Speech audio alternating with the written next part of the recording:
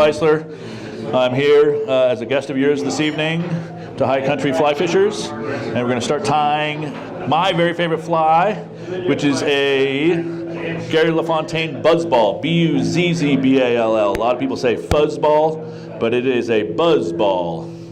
It's just 3 hackles put together. It's very, very simple. And what this emulates is bits and pieces of dead, decomposing bugs. It is the dry fly that I use the most often. I am a presentation fan. I am not a pattern believer. I'm a presentation believer.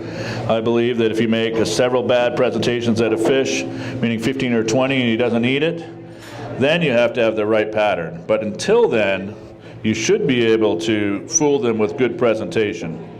I think that that's certainly more important, and certainly that's what I preach. I do own a fly shop, and I'm an advocate of fly shops.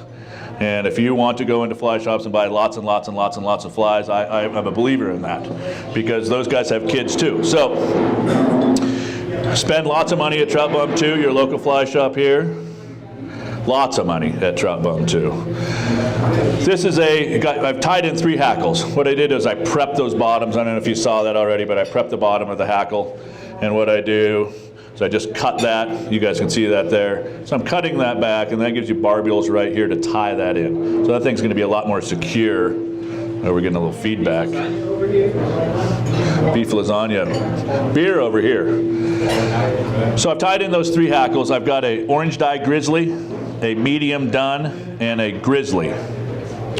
This fly is pretty neat to tie because the only hackle of these 3 that nearly needs to be sized is this grizzly, and I will show you why. So I've tied those in. You could tie them in from the tip as well. You know, a lot of guys like to do that, really nice high-speed tires. But this is a fly that needs to look really awful and crappy. This is not a hair-up fly or something that's very, very pretty or any of those cut-wing flies. This is a LaFontaine buzzball, and it's meant to be ugly because it is an expressionistic pattern. This is not a pattern that you would go, like I said, you use this first. When you foul that up, then you need that knockdown spinner with just 1 wing or 1 in the water and 1 up, transitional down, or any of those crazy, you know, mayfly half stages that we always have to throw. This is a fly that you throw first if the fish moves out of his lane to eat. So I'm going to tie Palmer, the orange dye grizz, and the medium dun. I did 4 or 5 wraps there. I like my flies a little more sparsely dressed.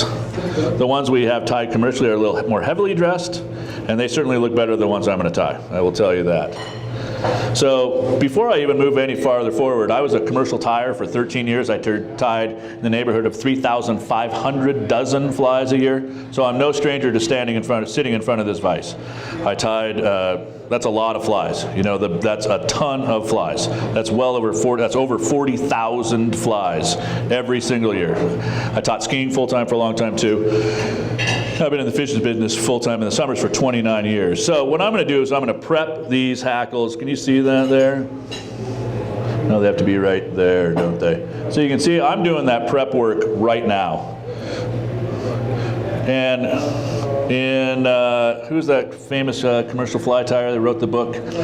It was AK Best, yeah. So in production flies, thank you, Scott. AK Best said production tying to him is anytime you tie more than 1 fly. When you get to your 2nd fly, that is production fly tying.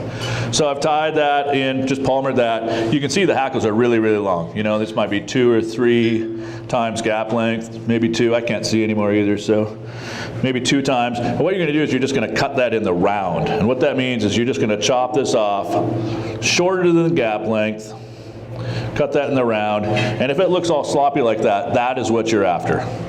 Can you see that? That looks pretty nice on the camera, doesn't it? So I've just chopped that off, chopped that in the round, and what I'm going to do now is I'm just going to palmer this forward 4, 5, 6 times. I'm just going to tie that off. He said, this is an ugly fly. It does not need to be tied well. When I know when I'm really rolling on production on this fly, which I don't do anymore, but I used to tie this for a couple shops locally.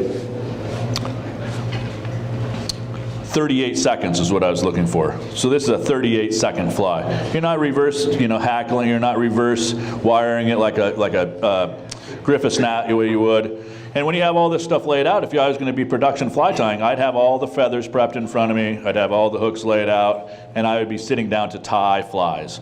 Not just to fool around with a cup of scotch, you know, or and that's how I used to drink it in the cup, but I guess you're not supposed to. A glass of scotch. But these things need to be ugly, and they're very, very fast. This is a very fast fly. So I'm just going to do a whip finish here now. The whip finisher's got a little nick in it. Dave, did I move that vise out of the sweet spot? No. You better not have. That's right. I'll come back down and do another session for you. So what I'm going to do now is I'm going to cut this off about half gap length on the top and bottom. And what you can see there, I can do that, right? It looks like it's in focus, although I can't see, so. Well, none of these people can either. So. Okay, then everybody's in the same boat here. Yeah. You can see that head is not all that terrific, but it really doesn't matter. So that's what you're after. You can see underneath this right here, you can see that this is cut off half gap length. What this fly does, what the beauty of this fly is that it looks like every single bit and piece of dead decomposing bugs that floats down the Missouri. The Missouri River fish, this was tied for the Missouri River, created for the Missouri River in actually an eddy just below the town of Craig, which is the kind of the epicenter of our fly fishing world there. And for all those scum suckers. So this is a scum sucker fly. And what this emulates is bits and pieces of dead decomposing bugs, and that could be a PMD, spinner, a caddis, a spent caddis, originally tied for mid-shucks that pile up on each other in the late winter and spring. I had an opportunity to speak with Gary LaFontaine a number of times, which was fantastic when I worked for the trout shop, my neighbor, in the 90s, and he would come up previous to his death, and we talked about this fly a lot as well. And this was originally tied with not orange-dyed grizzly, it was tied with like a coachman brown. And he was tied for bits and pieces of dead decomposing bugs. What you don't get with this fly is wing recognition or negative reinforcement based on a wing profile. So the Missouri River fish, just like your Henry's Fork fish or some of those, after a lot of pressure, learn. Trees learn. People say that trout don't learn, but trout do learn. So what happens with this fly is, I guess I can't tie another one, is air is trapped underneath this thing.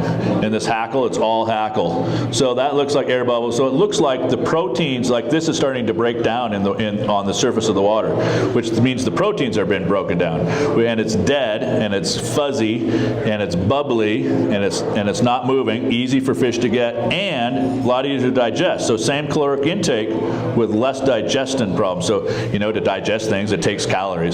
So when you get right down to the brass tacks on this thing, an ugly fly that makes a lot of sense for fish to eat. And you don't get negative reinforcement based on a wing profile. That's another thing you don't get. So this is a fly that actually the fish will move out of the lane to eat because it's not moving. Missouri River, like I said, analogous to the Henry's Fork in meaning those fish can be very, very selective.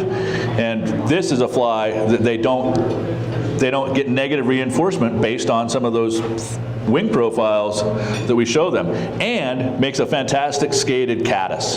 So if this thing is swinging out of the bottom of the run or the bottom of your pod of fish or individual fish, occasionally you get one that chases it when it swings out of the bottom. So that's another really positive benefit of this fly. So it's my favorite pattern. So there's the LaFontaine buzzball. Film flies are very, very good on the Missouri.